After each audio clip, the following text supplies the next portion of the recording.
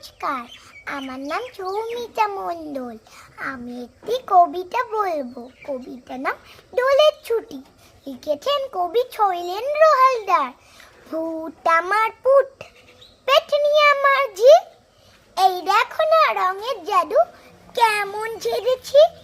জাদু মানেই রামধনু রং, রঙিন খুশি নাও, বালতি ভরে রং গুলেছি, একটু মেখে যাও। সঙ্গে আছেন আবির মামা, পিচকারিও গোটা। কোটায় ছিলি ভূতগুলো সব দর্জি হয়ে ওঠা। আল্লাহ দেটো চাঁদনি রাতের দোল, ফোগলা দাঁতে হাতির ঢিলি, দুই গালে দুই টোল। রাম লক্ষ্মণ বুকে আছেন, স্কুলে নেই ভয়, বীজ খুলে চোর জানলা প্রাণে ছুটে মানে জয়। নমস্কার।